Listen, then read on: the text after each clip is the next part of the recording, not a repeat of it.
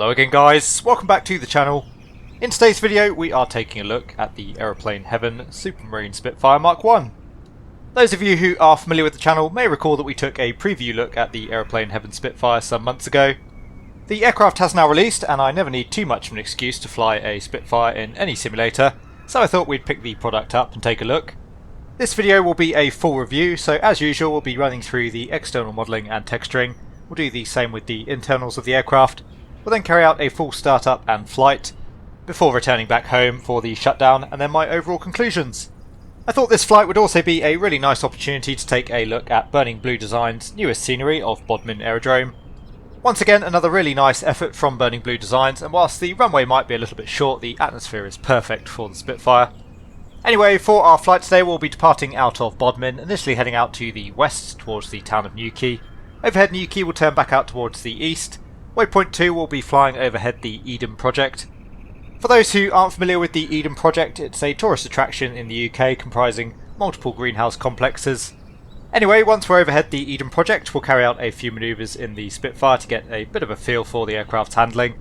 And with that done, we'll then return back to Bodmin Aerodrome. As I say, we'll land, shut the aircraft down, and I'll give you my overall thoughts and opinions on the Aeroplane Heaven Spitfire. Anyway, with that out of the way, let's continue on with our tour of the rather stunning external model of the Aeroplane Heaven Supermarine Spitfire Mark 1. So obviously I've already shown my cards a little bit on my thoughts regarding the external modelling of the aircraft, but overall I think Aeroplane Heaven have done an awesome job with the external model of the Spitfire Mark 1. What I really like about this particular product is not only is the aircraft extremely well modelled and textured externally, but the aircraft itself is really a bit of an exhibition piece. As you can see, there's been lots of added attention to detail and things that you wouldn't normally see on a typical add-on. For example, as you can see in front of you, we have the ground accumulator trolley for starting the aircraft. That's fully modelled. The same goes with the Merlin engine. Details even include the parachute. As you can see, that's sitting on the trailing edge of the wing, waiting for us to strap in and jump in the cockpit. On the left hand side of the aircraft we can also open up the access panel to the aircraft's radio unit. Similarly, on the right hand side of the aircraft we can open up the maintenance access panel for the aircraft battery. Even in the more hidden away areas, once again I think the modelling is done to a very high standard. The same goes for the texturing. As you can see, it's very nicely coloured, very well weathered as well. The wheels do appear to be slightly sunk into the ground there, but I think that's more of a scenery issue than an aircraft one. And Aeroplane Heaven have even gone to the trouble of allowing us to remove the engine covers, showing us that beautiful V12 Rolls-Royce Merlin engine. All of these little details are really nice to see. Obviously they didn't have to go to the trouble of modelling any of this. And as I say, for me that's really one of the strengths of the product. It's really a bit of an interactive exhibition. You can see a lot of things on the Spitfire that you won't get to see in other sims. From the outside of the aircraft, the cockpit is also very nicely modelled and textured, as you can see. Again, Aeroplane Heaven have gone to the effort of modelling certain things in the cockpit that you'll never see throughout normal operation of the aircraft. We'll talk more about that in just a moment's time. So overall, as far as the external modelling of the Aeroplane Heaven Supermarine Spitfire Mark 1, I can't really sing its praises highly enough. I think the aircraft looks absolutely wonderful, really capturing the beauty of the Spitfire Mark 1. The same goes for the texturing. It looks very appropriate. The aircraft certainly looks like it's done the hard yards. If I'm being picky, there is just a little bit of clipping around the cockpit door. And the liveries included with the package, whilst all very nice, are really just a variation on the same paint scheme. So not a ton of variety available, but that's really the only criticism that I can level at the aircraft externally. Once again, I think it's a really beautiful piece of work from Aeroplane Heaven. Internally, whilst very nice, unfortunately I can't level quite the same degree of praise towards the aircraft. Modelling of the cockpit is excellent. Certainly there's been a lot of attention to detail in the modelling department. As you can see, just about every control, every screw, every piece of wiring, every little placard has been modelled very nicely on the aircraft. And again, Aeroplane Heaven have gone to the efforts of modelling things in the cockpit that you won't even see typically during flight. As for example, you can see down behind the pilot's seat here we have a really nice level of modelling detail. To my mind though, unfortunately the texturing doesn't quite hold up as well internally as it did externally. The textures are a little bit basic in places. For example, coming and looking down at the control column here, again you can see textures that just aren't really up to Microsoft Flight Simulator standards. It does slightly detract from what would otherwise be a really top-notch level, I think, in the cockpit. All that being said, at a reasonable distance I think overall the cockpit still holds up quite nicely, as you can see from the shot in front of you. And certainly once we're in flight, for the most part the texturing issues become much less noticeable.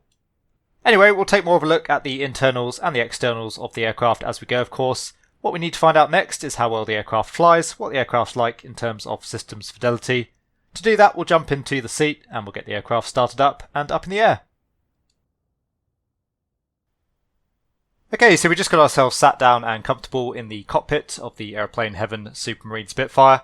First thing we'll do is get the cockpit door closed up.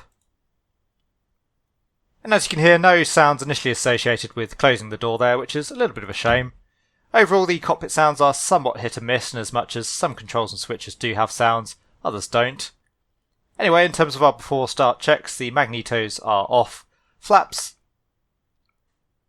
are up, wheel brakes are set, fuel contents, so we fully fueled up the aircraft for the flight this morning, showing a full load there in the bottom tank. The top tank gauge currently seems to be a little bit bugged, that needle should be sitting on 0. And depressing the button there, we should be showing a full fuel tank, 37 gallons, we're showing about 28 there at the moment. So a little bit of a bug fix needed there, I think. Anyway, radiator is fully open, flight controls. Again, no sounds currently associated with the flight controls, unfortunately. Aileron and elevators are full free and in the correct sense. Worth noting though, on the rudder at the moment, the pedals are reversed. Currently I've got full right rudder there on my hardware, and as you can see we're showing full left rudder. Externally the rudder is working in the correct sense, but the rudder pedals internally obviously need a bit of a fix. The door is closed, slow running cutout is off, nav lights are on, and the generator can come on. For the start itself, magnetos can go on, starter mag is on, fuel cocks are on, prop is set to fully fine, we'll crack the throttle for the start, mixture is set to fully rich, we'll prime the engine 5 times, so we'll unlock the primer.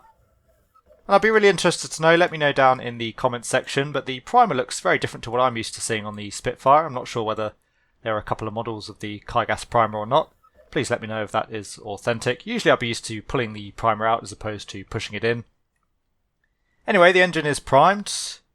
Checking that the prop area is clear, which it is. Clear prop! And we'll engage the starter.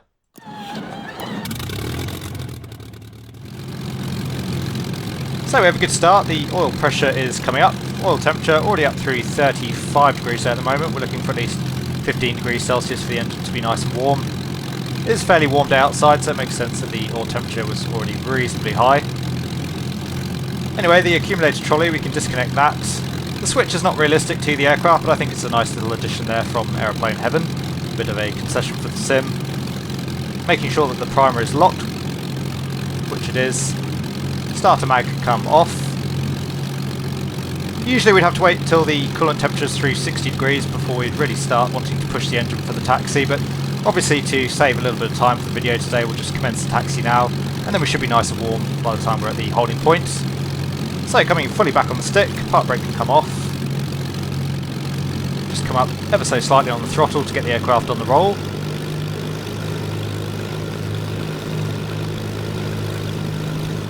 And we'll take it nice and slow, make sure that we're well clear of the buildings on our wingtip.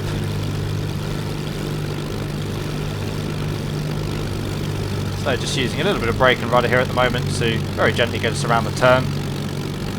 The ground handling of the Aeroplane Heaven Spitfire is definitely one of its strengths. It handles very nicely on the ground. We'll talk more about that in a moment once we're clear of all these buildings. There is one caveat to that which I'll add in just a moment. Anyway, all clear again on the left-hand wing. And as you can see, we've got a bit of an incline to get up here, so we'll just come up on the power. Wouldn't really be wanting to push the engine until it's nicely warmed up, but again, just for the sake of the video today. We'll taxi our way around the back of these aircraft, heading out towards runway 31.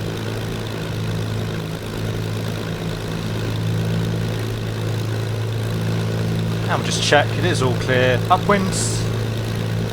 Looks to all be clear on final. We're not going to be using air traffic control today, so just keep a visual lookout.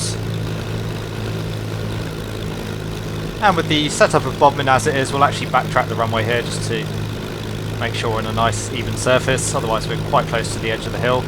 So just coming on to runway 31. As I said, the ground handling overall of the Aeroplane Heaven Supermarine Spitfire is really nice. I know that Aeroplane Heaven have gone to quite a lot of effort to make the aircraft handle realistically on the ground. It does have a castering tail wheel, so nice to see that they managed to achieve that. The only caveat, as I say, currently if you go full rudder deflection in any one direction, the aircraft will actually depart into the other direction, so you do have to be a bit careful whilst taxiing. It feels like currently the castering tail wheel there is possibly over-rotating and causing the aircraft to turn the other way. So overall it handles very nicely, but at the moment you do have to be very careful whilst taxiing. Otherwise you can get yourself into a little bit of a rut. So coming around the turn here, just making sure I don't use full rudder and using a little bit of brake here to tighten up the turn.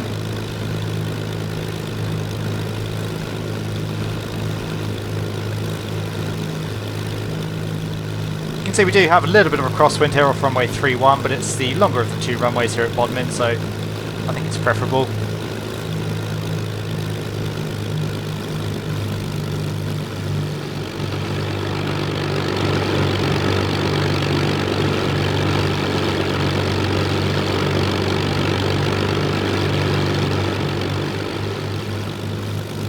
Okay, so in terms of our before takeoff checks, first thing we'll do, we'll set some nose down elevator for the takeoff. Go for about 1 unit nose down. Mixture is set fully rich, confirming that the flaps are up. Oil temperature is checked. Coolant temperature, we're showing about 65 degrees Celsius there at the moment, so we're above our 60 degree limit. We'll talk more later on about the engine heating and cooling modelling. Pitot heat can come on. Landing light, not required for the flight today. Compass, we'll set the directional indicator there against the P8. We do have a working P8 compass, which is really nice to see, although a slight gripe with that. The outer bezel only rotates through 360 degrees, essentially in one direction, so sometimes you do have to go the long way around as we did there to set the P8 up, otherwise you'll find a hard stop. Anyway, showing a heading there of about 315, so we'll set the directional indicator. There's 315, and that roughly correlates with the runway heading. There's also a slight bug setting the directional indicator, but we'll talk more about that when we're in the cruise. And lastly, we'll just zero out the altimeter. We'll set the QFE. We'll be coming back to Bodmin later on anyway. And again, a slight bug on the altimeter at the moment. As you can see, the scale is showing 1048 or thereabouts, whereas the outside air pressure currently at the moment is around 1018. So as you can see, there are a few little bugs here and there that do need fixing up at the moment on the aircraft. Anyway, we're all set and ready to go. Once again, one of the big strengths of the Aeroplane Heaven Supermarine Spitfire is the aircraft's handling characteristics on the ground, and the same goes with the takeoff. It handles very nicely on the takeoff. We'll talk more about that as we go. Anyway, park brake is off. Looking to come up to +5 on the boost for the takeoff, so we'll slowly feed in the throttle.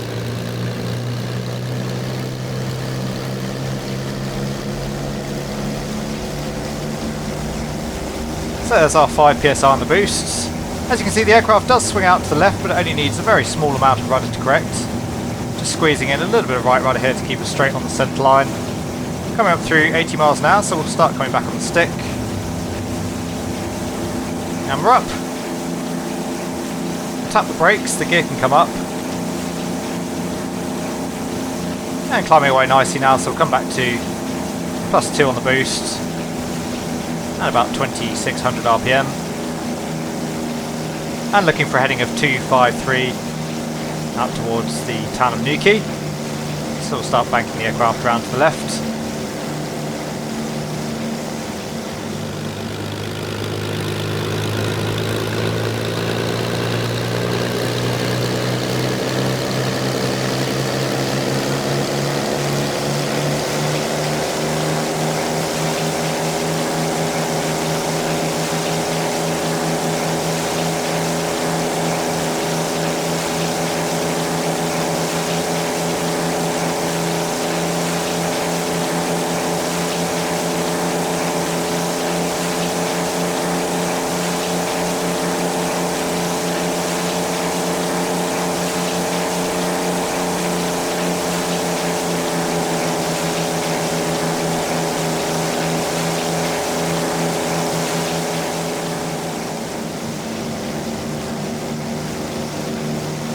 So just coming up on our heading, we'll roll the wings level, start trimming for straight and level flight before we close out the cockpit. And the aircraft reasonably trimmed now, so we'll close up the canopy. As you can hear, there is an associated sound change with closing the canopy, which is nice to hear, or nice to see. Anyway, more or less trimmed for straight and level. We're in the cruise. We'll come back a little bit further on the RPM, go back to 2400 RPM. Now we'll just continue refining our trim to put the aircraft into straight and level flight. So the aircraft is more or less now trimmed. I've got my hands off the controls. As you can see, the Aeroplane Heaven Spitfire, a very nice stable platform. We're maintaining wings level, ever so slightly descending there at the moment, but I'm sure we can trim the rest of that out. And again, during the takeoff, the aircraft handles very well, I think. It's easy to control. Anyway, we've got a wind farm just out at our 1 o'clock. I can see that on the chart at the moment. You can already see Newquay off the nose. In terms of how the aircraft actually handles in the air, again, it's a very pleasant aircraft to fly. The controls are very responsive, as you'd expect from an aircraft like the Spitfire. Very crisp as well. And overall, the aircraft is very smooth to fly. A real joy to fly, actually. We'll talk more about that once we carry out some manoeuvres, but in terms of cruising around, it's a lovely aircraft to cruise around in. And as far as the sounds go, I know that sounds tend to divide the audience on pretty much every aircraft I review, but I think the engine sounds are actually very nice, personally. Internally, I think they're very good, although there is a slight whine in the background of the engine note, which I have no idea whether or not that's true to life of the real Spitfire, but I've never heard that on any other virtual Spits. And again, externally, I think the engine sounds are pretty nice. That flashing light that you can see just off to the left of the nose, that's St Morgan Air Base, just off at our 11 o'clock. We'll more or less overfly the airbase, heading inbound towards Newquay. In terms of our engine temperature, as you can see, we're sitting just below 80 degrees Celsius there at the moment, which is a little bit on the colder side, I think, for the Spit. And the Aeroplane Heaven Spit does tend to run a little bit on the colder side. So we'll just shut the radiator there. We'll keep an eye on that throughout the flight. Again, we'll talk more about the heating and cooling as we go, but overall the Aeroplane Heaven Spit does tend to run, I think, a little bit on the cold side. Again, just going off the various other virtual Spitfires that I've flown in various other sims. Another wind farm just down at our 1 o'clock, just behind that out to the west. You can see there's an old disused airfield.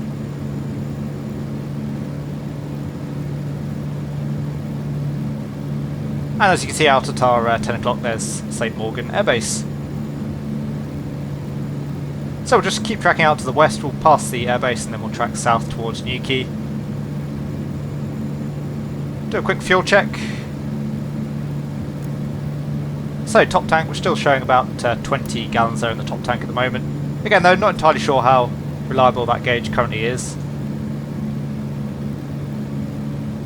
But the Spitfire does feed from the bottom tank, so you'll actually empty the top tank first. That drains into the bottom tank, so ultimately, although it's slightly annoying to have that bug, you can still rely on the bottom tank gauge. And in fact, it will operate much like the later marks of Spitfire, where you don't have any indication as to the top tank, only the bottom tank in terms of your fuel state.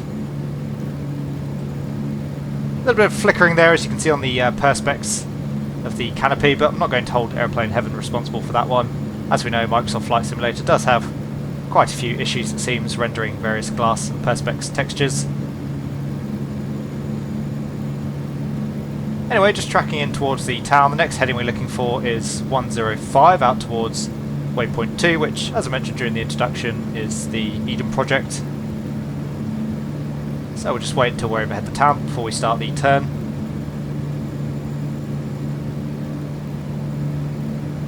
And looking for about 4 minutes out towards the Eden project. Time currently 4:0, so expecting to be overhead around time 4:4. Banking the aircraft out to the left, and again looking for heading of 105, so we'll just keep an eye on our directional indicator. And again, the Spit, really pleasant aircraft to fly.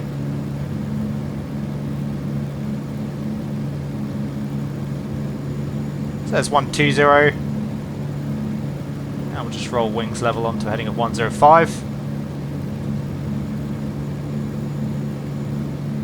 So once again, we'll just set the directional indicator against the P8 compass. So bring the bezel back round on the P8 compass to line up with the aircraft symbol. and showing a heading there of about 110. 105 there on the directional indicator, so we'll just adjust that. As you'll see though, the scale will actually jump a little bit as we adjust. Just get the aircraft trimmed before we go heads down again. Yeah, so the scale will actually return to the previous position that we set on the ground in Bodmin. Just a little bit of a bug there at the moment, as I say. It's not a major issue, but it is mildly inconvenient. So going to take us a little bit of a while here to scroll back round to 110. And there's 110. So we'll just come slightly left again on the heading. Back to 105. You can already see the eastern coastline off the nose. Waypoint 2 not too far off the coast. Anyway, obviously one of the wonderful traits about the Spitfire, particularly the Mark 1, is that it's an absolutely beautiful aircraft. And I know that Aeroplane Heaven are very proud of their external model, so we'll take the opportunity to head outside as we usually do. Take a little bit of a closer look at the external model now that we're airborne. And I'll come back to you again once we're overhead waypoint 2. Overhead waypoint 2 we can carry out some manoeuvring to get more of a feel for the flight model of the aircraft.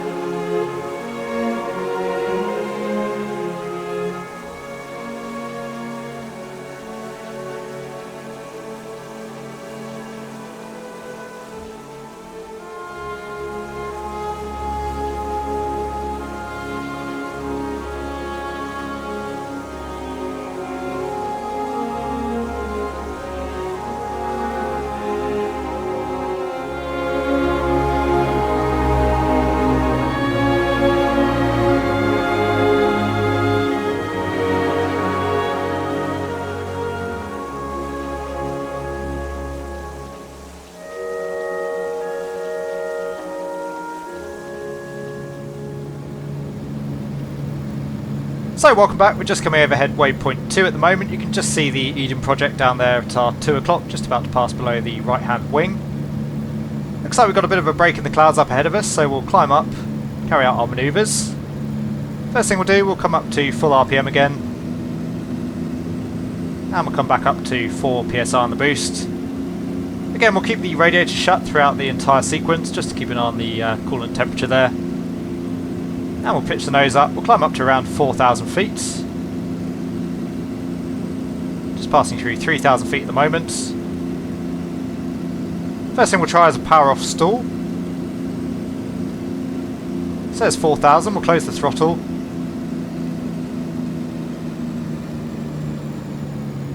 And we'll come back on the stick, slowly letting the airspeed bleed off. Increasing the back pressure as we go.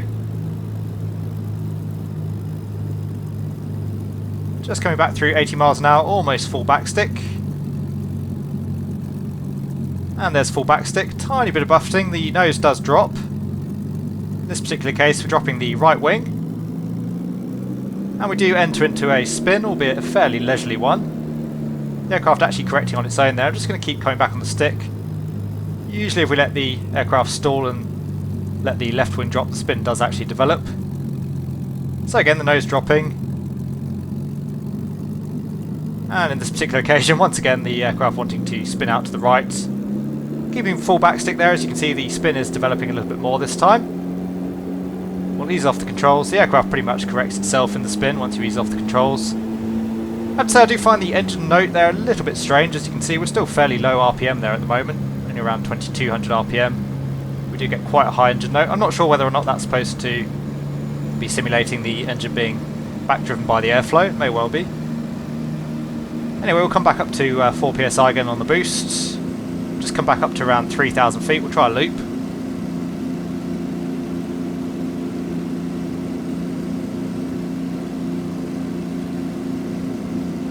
So there's 3,000 feet. We'll just lower the nose very gently. Obviously the Spitfire does have a carburetor, so it doesn't like negative G. Just come back slightly on the throttle there. We're slightly overspeeding the prop at the moment. And just coming up through 280 miles an hour, so we'll come back on the stick. Again, coming back up on the power till we're through the top of the loop. Once again, the aircraft is very pleasant to fly. It feels very nice on the controls. And coming back off the power. Again, just keeping an eye on that engine RPM versus the engine note there. As I say, it may be that that's just the engine being back driven. Again, it's not something I've heard in other virtual Spitfires that I've flown. At least not to that degree. Come back up to +2 psi on the boost this time. We'll try an aileron roll, so I'll go full left deflection on the ailerons. So that's full left deflection. Overall the roll rate of the aircraft seems reasonable. And the last thing we'll just try a high rate of turn. We'll come fully back on the stick, just to see how the aircraft behaves there. So I've got full back stick now. And as you can see, we do drop the wing. And again, just coming back on that throttle. Again, I'm not sure about that engine tone. It sounds a little bit high pitched to me. Anyway, overall the aircraft handles quite nicely. It's not the best aircraft I've seen in terms of flight modelling, but it's certainly not the worst. I think overall it's quite plausible. And again, what it lacks perhaps at the extremes of the envelope, it certainly makes up for in the normal flight range of the Spitfire. Again, very pleasant aircraft to fly and very nice and crisp and clean on the controls. Anyway, we'll make our way back towards Bodmin, so we're looking for a heading there of 020. So we'll just come slightly further out to the left. Again, we'll come back up to +2 psi on the boost. And back into cruise now, so we'll come back to 2400 RPM.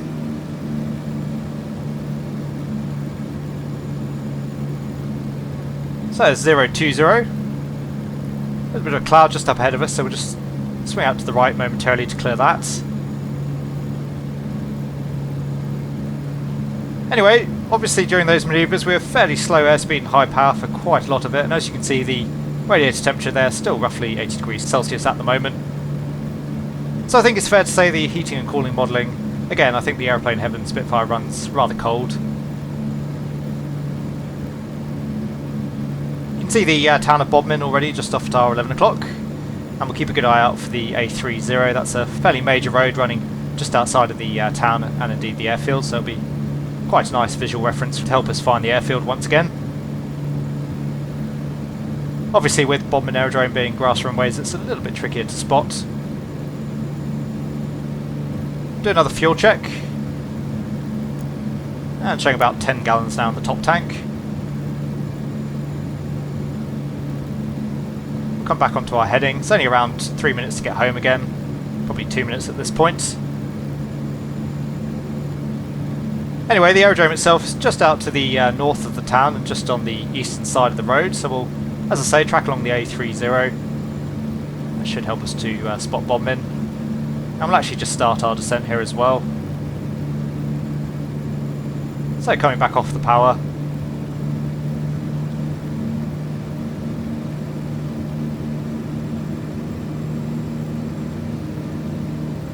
Can't make out the aerodrome just yet. Should be somewhere around our 2 o'clock at the moment.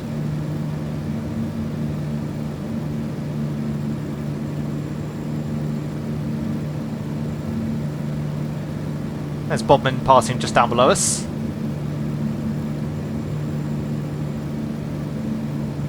So we'll just track along the road, we'll keep a really good eye out as we go. We'll come back up to +2 psi on the boost, we'll maintain our altitude for the moment.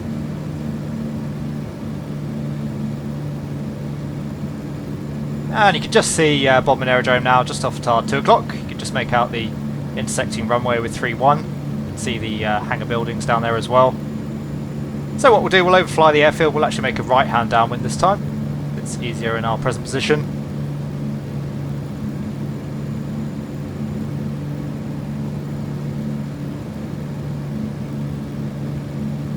And again, we'll come back on the power, we'll start bleeding off some airspeed as we enter into the traffic pattern.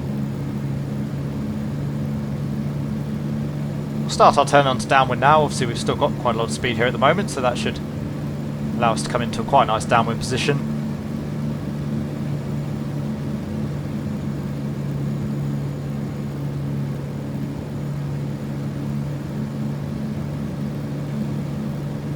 And coming all the way off the throttle now. Let that speed bleed back. We'll open up the canopy and carry out our downwind checks. So brakes are checked and off, undercarriage will hold, mixture is rich. Fuel pump we don't have, fuel contents, again we still have some fuel there in the top tank, so plenty of fuel on board. Instruments are checked, landing light is not required, harness is secure. We'll take the gear down.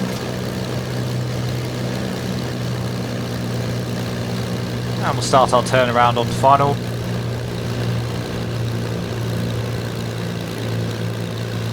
Below 160 miles an hour, so we can take the flaps whenever we like.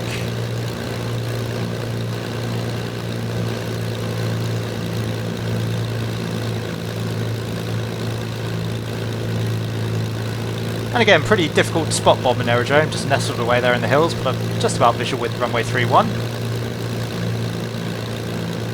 So we'll take the flaps down. We have the gear down indication, and we have the flap and gear tabs there on the wings. Same on the right hand side as well. So we'll start coming back up on the power. We'll maintain about 100 miles an hour down the approach, looking to cross the threshold around 80. Pitch is full fine, undercarriage is down, flaps are set. Landing clearance is not required. The runway was officially clear as we passed overhead the airfield. We'll check again on short final. As always with the Spit, visibility over the nose is very limited, so we'll zigzag our way down the approach just to keep an eye on the runway.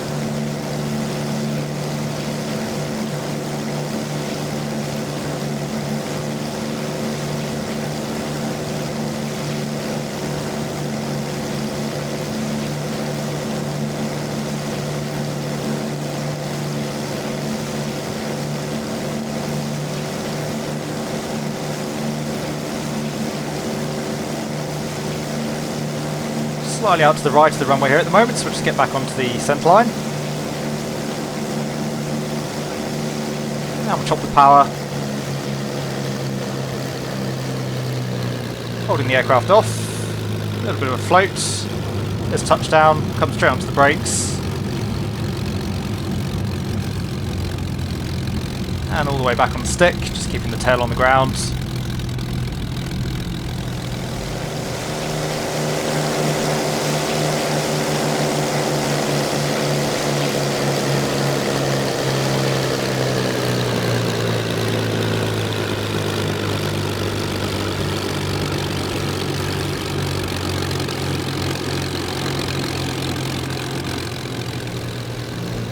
So just making sure the aircraft's nice and slow before we exit the runway. We'll get the flaps up. Should have done that on touchdown. I'm forever forgetting to do that in the Spitfire, but it's such an unusual thing to do in most aircraft, to get the flaps up immediately after landing. And we'll get the radiator opened up once again. Very important usually in the Spitfire to get the radiator opened on the ground, get as much cooling airflow as you can going through the radiator. Anyway, we'll just very gingerly make our way back towards the parking area.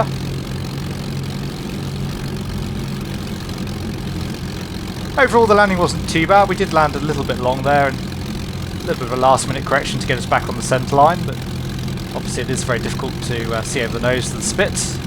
And that is very nicely modelled in the Aeroplane Heaven version. Anyway, as I say, very careful coming down the incline here. We'll just close the throttle momentarily.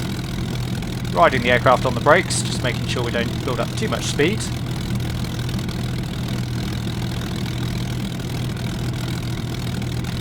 And once again we'll keep a really good eye on our wingtip clearance as we make our way through the buildings, various obstacles. Just using a little bit of right brake to swing the aircraft around the turn. Now we'll just head back along the hangar back towards our parking spot.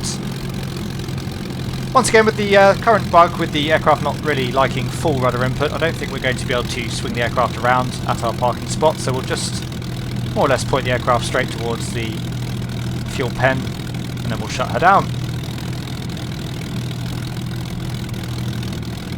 So coming very gently onto the brakes, park brake can go back on, just come up slightly on the throttle. And all we need to do to shut down the spit is just to close the fuel cocks.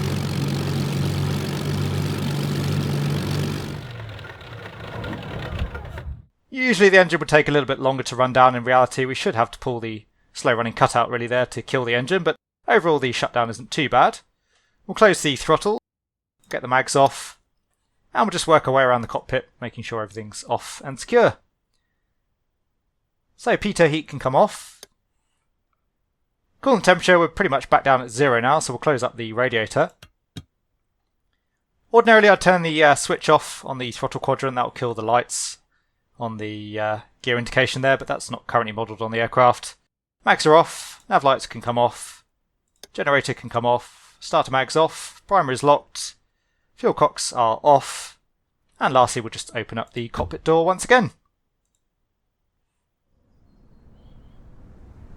So there you go guys, I hope you enjoyed that little outing in the Aeroplane Heaven Supermarine Spitfire Mark 1.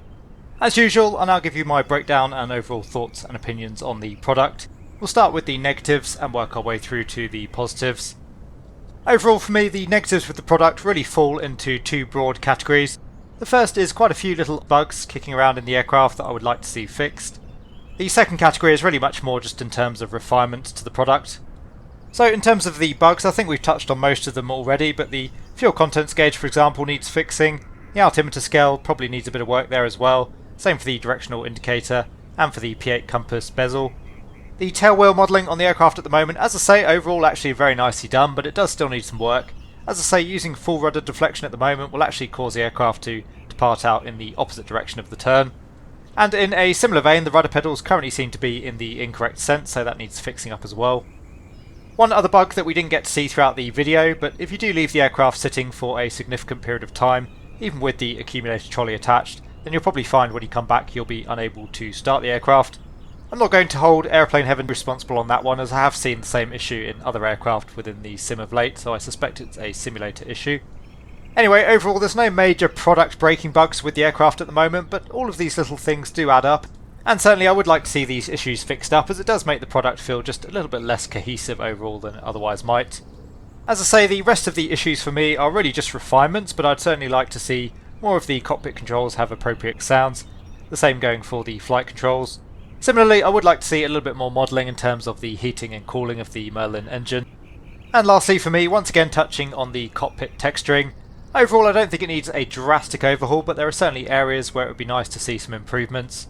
Even if it's just a case of removing the lowest resolution textures within the cockpit, I think that will go a long way towards balancing out the overall level of quality throughout the product. So overall, as far as the negative issues for the product go, there's no major deal breakers in terms of bugs, but it would certainly be nice to see the developers go around the product once again and just fix up some of the issues that we've touched on throughout the video. In terms of the aircraft system's fidelity, for me I'm going to put that in a little bit of a middle ground at the moment. There are some very nice features on the aircraft, there are also some areas that, as we've discussed, could use some work. Most of the systems modelling seems reasonable, but it does feel quite digital in nature. It doesn't feel like there's too much nuance to it, particularly as I said with the heating and cooling of the engine. Just before we move on to the positives of the product, we'll touch on the aircraft's frame rate. Overall, the Aeroplane Heaven Spitfire, a pretty frame rate friendly aircraft. I was getting about 77 FPS versus about 84 with the default Cessna 152. Coming on to the positives of the product then, firstly we'll touch on the flight model. As I said, at the extremes of the envelope, the flight model does fall down a little bit, I think. Again, not having flown a real world Spitfire, but in terms of the takeoff and the landing and the normal flight envelope of the Spitfire though, the aircraft feels very nice to fly. Relatively easy to control on the takeoff, but I think to a nice degree. In terms of the landing, the aircraft was a handful, but of course that's exactly as a Spitfire should be. And as I say, for cruising around, the aircraft is lovely and stable, very smooth, very crisp on the controls, very responsive. An absolute joy to fly, and again very much how one might expect a Spitfire to handle. In terms of the aircraft sounds, again this always seems to draw different opinions from different viewers, but I thought the aircraft sounded pretty nice. Especially internally, I think the engine sounds are really good. We did mention that slight whining sound. Similarly, I quite like the aircraft sounds externally overall, and the cockpit sounds where modelled are nicely done, but I'd certainly like to see a little bit of an overhaul of the cockpit sounds. It would be great to have some flight control sounds, for example, just finishing up on the rest of the switches in terms of click sounds, and we definitely need a bit of creaking and groaning there as we pull some G, otherwise the aircraft doesn't really feel all that alive during manoeuvring. So there are areas where the sounds could be improved, but I think overall it's a very solid foundation on the aircraft. Ground handling, again we've already discussed that. There are some areas that certainly need fixing, but overall the aircraft actually handles very nicely on the ground, and you can tell that Aeroplane Heaven have gone to some lengths to make the aircraft feel more authentic with that cast-ring tailwheel. External texturing again I thought was great. The aircraft certainly looks the part, and honestly the external modelling and texturing on the aircraft I just think is absolutely exquisite. I could look at the external model of the aircraft all day. Again, for me, that's the real forte of this product, the Aeroplane Heaven Supermarine Spitfire Mark 1, almost a bit of a museum piece that you can view in the sim, with all those little extra attentions to detail, additional pieces of ground equipment. Again, it just gives you, the user, a little bit more of a behind-the-scenes look at the Spitfire as an aircraft. So, overall opinions on the Aeroplane Heaven Spitfire Mark 1. Overall, I think the developers have done an absolutely wonderful job in recreating the beauty of the Spitfire. Whilst it's very clear to me that in some areas the aircraft has been given a lot of love and attention, there are other areas that perhaps haven't had the same attention to detail, and I'd certainly hope to see those areas addressed in a future update. Anyway, as always, it's not for me to tell you whether or not you should pick up the Aeroplane Heaven Supermarine Spitfire Mark 1, but hopefully you can decide based on what you've seen here today. Personally, I am happy that I bought the product. It's an absolute joy to see that wonderful rendition of the Mark 1 cruising through the skies in Microsoft Flight Simulator. And overall, I'll be happy with the asking price as long as Aeroplane Heaven do go through and redress the bugs that we've discussed here today. Anyway guys, as always, I do hope you enjoyed the review and found it to be of use. If you did, please consider giving the video a like and subscribing to the channel. If you have any comments or questions for me, you can leave those down in the comment section below, and as always, I'll try and do my best to answer them. A huge thank you once again to my channel members and patrons for all of your support. Take good care everyone, I hope you have a great day, and I will see you all again soon.